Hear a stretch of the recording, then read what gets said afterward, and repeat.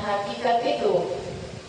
Apa munculnya sebab-sebab ketergantungan? Kita kalau nggak ditampakkan sebab-sebab ketergantungan oleh Allah, kita bisa aja merasa kuat dan bisa aja merasa tidak perlu bergantung kepada Allah. Karena sesuatu yang namanya hakikat tidak akan pernah putus.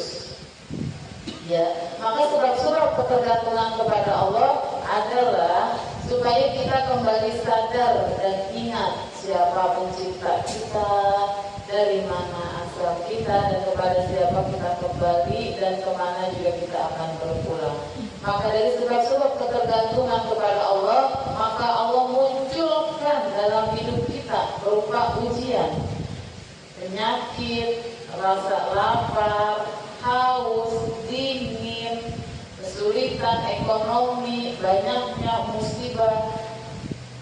Barangkali itu menjadi sebab semakin eratnya ketergantungan kita ke Allah. Jadi Allah menciptakan sebab-sebab ketergantungan yang pada hakikatnya Allah itu ternyata tidak membiarkan kita menjauh. Ya, jika kita mengerti bahwa kita tidak akan mungkin tanpa adanya bantuan Allah. Kalau orang-orang level orang-orang yang kemarin yang waro, orang-orang yang tobat, orang-orang yang sudah mulai hilang sifat ananianya, orang-orang yang sudah nggak merasa apa-apa itu atas kekuatan dirinya, dia juga semakin sadar bahwa dia ini tidak akan sanggup kalau nggak bergantung kepada Allah.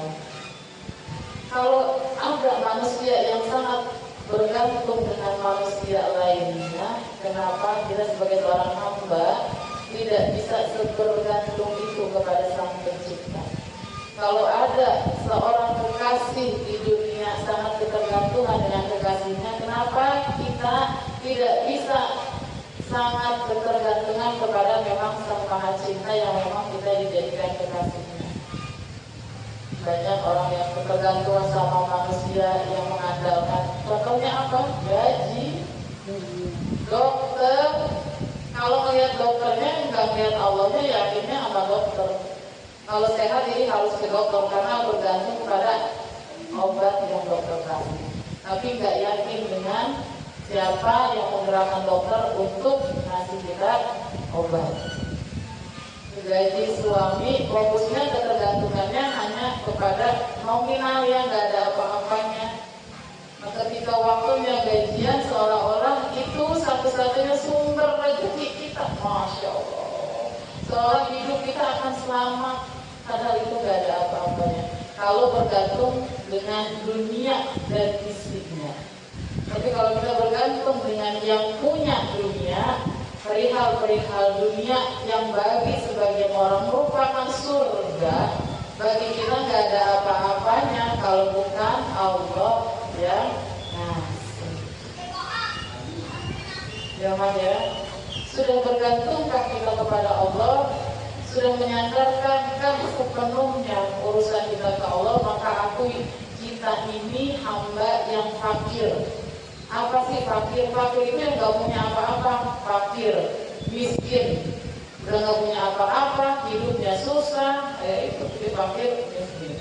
Tapi ini bukan perihal makhluk, bukan perihal fakir dalam urusan dunia, tapi fakir dalam urusan akhirat. Kita ini hamba yang fakir. Kita boleh meminta-minta hanya kepada Allah. Kita boleh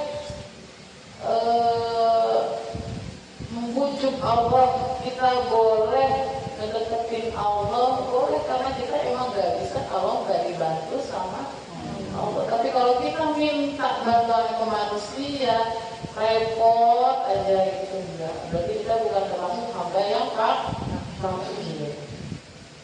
Namun kebanyakan dari manusia tidak menyadari hakikatnya, gak lagi ingat awal penciptaan dari dalam perut aja. Kalau enggak karena digantung dengan ketergantungan sama Allah, enggak akan mungkin bisa baik di dalam perut, tumbuh, bisa bernafas, bisa makan.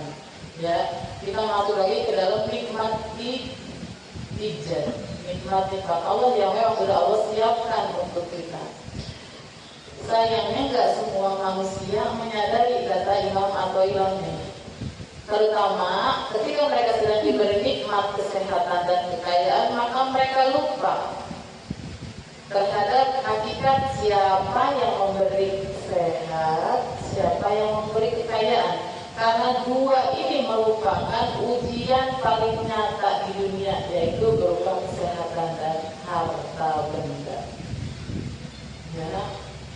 Mereka lupa terhadap Tuhan mereka. Oleh karena itu, Allah menyelamatkan kita dengan dimunculkan sebab-sebab supaya kita yang tadinya menjauh itu jadi dekat lagi. Maka kalau dikasih ujian, barangkali Allah lagi ngencengin tali ketergantungan kita dengan Allahnya. Ya, maka Allah munculkan sebab-sebab, yaitu diuji dengan penyakit. Diuji dengan penyakit, barangkali dengan sakit jadi beristighfar. Barangkali saya baca Inggris soalnya. Barangkali dengan diuji dengan penyakit jadi bertaubat. Barangkali diuji dengan sakit yang parah, yang kritis, yang kronis, jadi bertobat lagi gitu. Lalu diuji dengan kemerosotan ekonomi. Barangkali ketika kemarin kita kaya, kita jauh dari Allah, kita istidraj, maka Allah munculkan sebab